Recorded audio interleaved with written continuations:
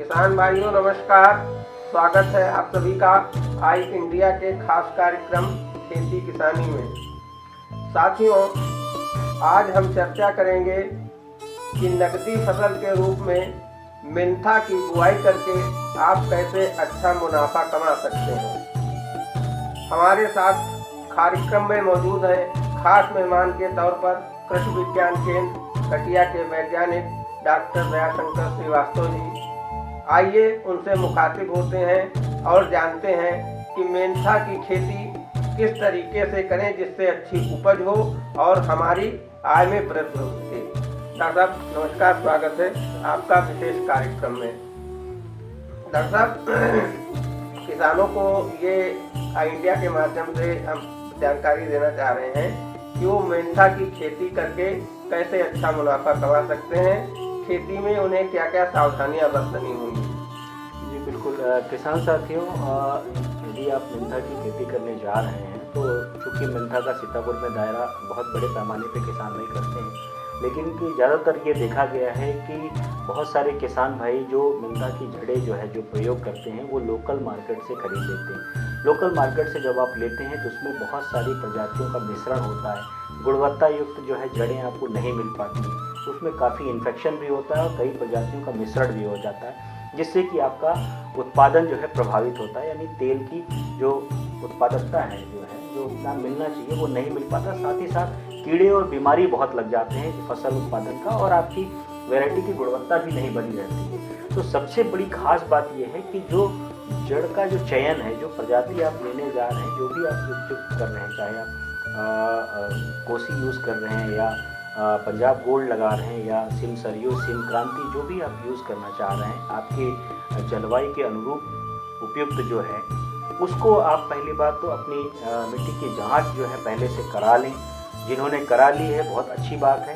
साथ ही साथ जो है जो जड़ का चुनाव है उसको आप विश्वसनीय संस्थानों से, जैसे सीमैप है, सीमैप में भी मेले लगते हैं, वहाँ से आप थोड़ी सी जड़ लेकर के अपना बीज स्वयं बना लें, और या तो आप कृषि विज्ञान केंद्र से आप संपर्क करके ले सकते हैं, या कोई अच्छा प्रगतिशील किसान जो अच्छे पैमाने पे जिसकी उत्पादकता काफ़ी अच्छी है और वो उसका सही तरीके से मैनेजमेंट चल रहा है, यदि कोई ऐसा किसान भी तो वहाँ से भी आप ले सकते हैं। लेकिन मैं सलाह यही दूंगा कि किसी भी औने पौने जगह से इधर से अगर आप लेते हैं तो उसमें विश्वसनीयता उसकी गड़बड़ हो जाती है और उससे उसका उत्पादन आपका प्रभावित होगा, और आपकी वजह से यदि दूसरे किसान भी अगर ऐसा करते हैं तो अगल बगल अगर विभिन्न प्रजातियों के लगे रहेंगे तो निश्चित तौर पे कीड़े और बीमारियों का भी अटैक ज़्यादा होगा।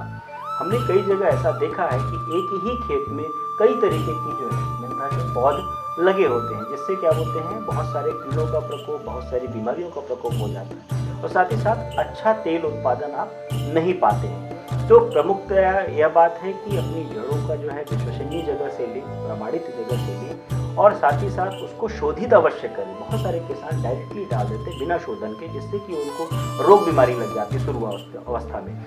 शोधन कैसे करना है? आप जैविक विधियों से भी कर सकते हैं, रासायनिक विधियों से कर सकते हैं। जैविक विधियों से अगर आप करना चाह रहे हैं तो आप ट्राइकोडर्मा सूडोमोनास 5 ml प्रति लीटर पानी के हिसाब से घोल बना लें, थोड़ा सा गुड़ का घोल मिला करके जड़ को 15-20 मिनट के लिए डुबो दें, उसके बाद आप लगाने के लिए ले जाएं, और शाम के समय कोई कोशिश करें शाम के समय। इसी तरीके से भूमि शोधन भी आपको करना है, यानी जिस जमीन में आप लगाने जा रहे हैं उसको भूमि को शोधित कर लें। अगर आप जैविक विधि से करना चाह रहे हैं तो 1 क्विंटल गोबर की खाद सड़ी में ट्राइकोडर्मा एक जगह डाल करके 1 से 1.5 किलो ट्राइकोडर्मा डाल करके 1.5 किलो गुड़ जो है उसका घोल मिला करके डाल दें, 1 हफ्ते तक रखे रहें। इसी तरीके से उधर बिवेरिया एक ढेर बना लें, उसमें भी 2-3 किलो आप डाल के पाउडर गुड़ का घोल डाल करके 1-1 सप्ताह या 10 दिन के लिए आप इसको रख लें। तत्पश्चात इन सबको मिला करके 20-25 कुंटल जितना भी आपके पास खाद है उसमें मिला करके खेत की तैयारी खेत की तैयारी के समय जो है आप इसको मिला दें, तो आपको इसमें भूमि में इनकी संख्या काफ़ी बढ़ जाएगी, जिससे ये रोग बीमारियों से आपको बचाएंगे। यदि आप रसायन विधि से करना चाह रहे हैं तो कार्बेंडाजिम आप यूज़ कर सकते हैं फफूंदनाशी के लिए, और इमिडाक्लोप्रिड या क्लोरोपाइरिफास यदि आपके दीमक का ज़्यादा प्रकोप है तो क्लोरोपाइरिफास का आप यूज़ कर सकते हैं। 2 ml प्रति लीटर पानी के हिसाब से घोल बना लें। कार्बेंडाजिम 2 ग्राम प्रति लीटर पानी के हिसाब से घोल बना करके उसमें इन जड़ों को 15-20 मिनट तक डुबो करके फिर आप प्रयोग करें, और उसके घोल का पानी भी आप जो है खेतों में डाल दें ताकि आपका रोग बीमारी स्टार्टिंग में ही न लगे। दूसरी बात आती है पोषक तत्व प्रबंधन की, तो वो बहुत ही खास बात है। खास तौर से आप फास्फोरस और पोटाश उर्वरकों का प्रयोग करें। यदि आप रसायन में करना चाहते हैं तो आप एसएसपी यूज़ करें, डीएपी चाहे यूज़ कर सकते हैं, लेकिन अगर डीएपी नहीं यूज़ करें तो मैं तो रिकमेंड करूँगा कि एसएसपी आप यूज़ करें, उसमें सल्फर भी आपको मिल जाएगा। तो साथ में तेल वाली फसलों में सल्फर की मात्रा आवश्यक होती है क्योंकि उससे तेल उत्पादन आपका अच्छा मिलेगा। तो एसएसपी यूज़ कर सकते हैं, एमओपी यूज़ कर सकते हैं, एसओपी यूज़ कर सकते हैं, और जैविक में यदि आप जाना चाहते हैं तो बायो एनपीके का प्रयोग कर सकते हैं। आपको ध्यान देना है कि स्टार्टिंग के समय में फास्फोरस और पोटासिक उर्वरकों की आवश्यकता होती है। नत्रजन आप बाद में भी डाल सकते हैं, यानी यूरिया का प्रयोग आप बाद में भी कर सकते हैं, पहली निदाई के बाद आप डाल सकते हैं। साथ ही साथ जो है माइक्रो न्यूट्रिएंट की बहुत ज़रूरत है, यानी सूक्ष्म पोषक तत्वों का प्रयोग करें। 1 किलो बीघे के हिसाब से यदि आपके पास दानेदार क्या बोलते हैं पाउडर के फॉर्म में है तो आप 1 किलो बीघे के हिसाब से यानी 5 किलो प्रति एकड़ के हिसाब से, और यदि आप लिक्विड में तरल में डालना चाहते हैं तो 4 ml से 5 ml प्रति लीटर पानी के हिसाब से आप पहली जब सिंचाई आप करेंगे तो उस टाइम पे आप प्रयोग कर सकते हैं। कीड़े और बीमारियों की जहाँ तक बात है तो यदि आपने बीज शोधन भूमि शोधन कर दिया है तो इससे आपकी काफ़ी हद तक बीमारियाँ नियंत्रित हो जाएंगी। लेकिन शुरुआती दौर में ही जब मेंथा का पौध चलने लगते हैं, जब पौधा बढ़ने लगता है तो रस चूसक कीट भुनके तमाम तरीके के कीड़ों को पत्तियों को खाने लगते हैं, जिससे कि आपको बहुत सारा परेशानी उठानी पड़ती है।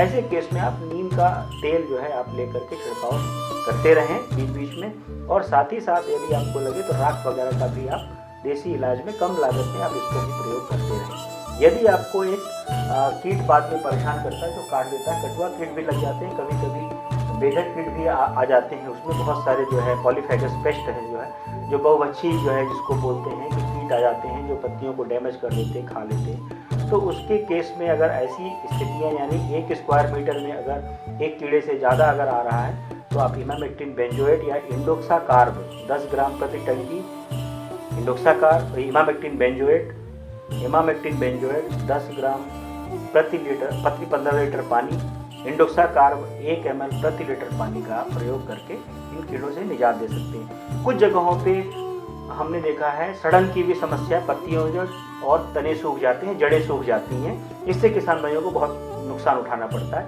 ऐसे केस में आप कॉपर ऑक्सीक्लोराइड जैसे ही लक्षण दिखाई दे, यानी आपका पानी ज़्यादा नहीं लगने देना है, किनारे कोशिश करें कि बहुत फ्लड इरिगेशन नहीं करें। ज़्यादातर किसान मेंथा के खेत में बहुत फ्लड इरिगेशन करते हैं। फ्लड इरिगेशन जो है जिसको बोलते हैं कि लगातार भराव वाली सिंचाई, उससे बचें आप। नालियों में किनारे किनारे सिंचाई करें ताकि जड़ों में हवा का संचार भी बना रहे, साथ ही साथ जो है पानी में नमी बनी रहे, मतलब जड़ में नमी बनी रहे। ज़्यादा पानी होगा तो भी आपका नुकसान होगा और जड़ें सूखना शुरू कर देंगी। तो ऐसे दिशा में यदि आपका कहीं पानी लग गया है, जड़ें सूख रही हैं, तो कॉपर ऑक्सीक्लोराइड 2.5 ग्राम प्रति लीटर पानी के हिसाब से छिड़काव कर सकते हैं। नहीं तो आप थायोफेनेट मेथिल जो है उसका 2 ग्राम प्रति लीटर पानी के हिसाब से यदि आप छिड़काव करते हैं तो इससे आपको बचाव मिलेगी। कुल मिलाकर के ये है कि यदि आपकी किसी तरीके की समस्या अगर आपको नज़र आती है तो दुकानदार से या किसी रिटेलर से सलाह लेने के बजाय कृषि विज्ञान केंद्र में या कृषि विभाग के अधिकारियों के संपर्क में रहें, तो निश्चित तौर पे आपको फ़ायदा मिलेगा और आपको सही जानकारी मिलेगी, आपकी लागत बचेगी। आप किसान कॉल सेंटर पे भी संपर्क करके अपनी जानकारी ले सकते हैं। सजग रहें, सावधान रहें, अच्छी वैज्ञानिक विधि से खेती करेंगे तो निश्चित तौर पे आपको मेंथा का उत्पादन अच्छा होगा, तेल का उत्पादन अच्छा होगा, आपको अच्छा मुनाफा मिलेगा। अब हम ये जानना चाह रहे हैं कि उपयुक्त तो समय क्या है बुआई का, मेंथा की बुआई का उपयुक्त समय क्या है? बहुत सारे किसान भाई इस समय जड़ों का जो है जड़ें लगा दिए हैं और उसमें रोपाई के लिए फरवरी के लास्ट में या मार्च में जो है जनवरी करते हैं, ये डिपेंड करता है आपका फसल खेत कब खाली है।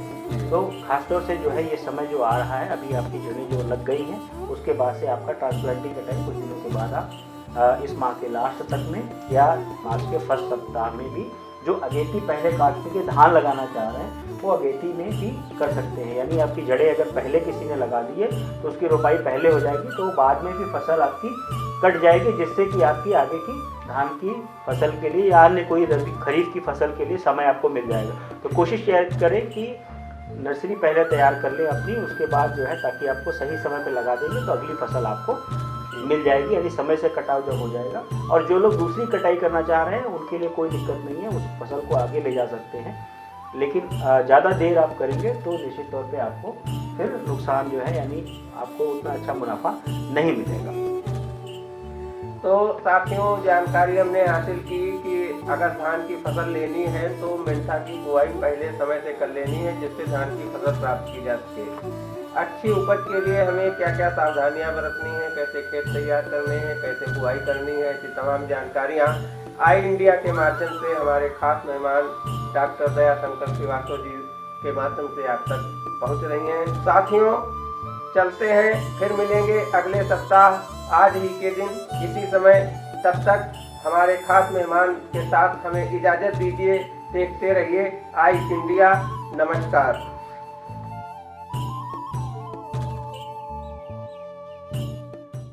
स्टूडियो आईएएस लखनऊ में ही सिविल सेवा की तैयारी के लिए एक बेस्ट फैकल्टी के साथ एक मॉडर्न कैंपस उपलब्ध करा रहा है। अब स्टूडेंट 12वीं के बाद ही आईएएस और पीसीएस की तैयारी कर सकते हैं। इसमें 12वीं के बाद आप ग्रेजुएशन करते हुए जो छात्र हैं वो आईएएस की परीक्षा के लिए तैयार किए जाते हैं। अगर आप ग्रेजुएशन कर चुके हैं तो आप हमारे स्पेशल बैच में आईएएस और पीसीएस की तैयारी कर सकते हैं।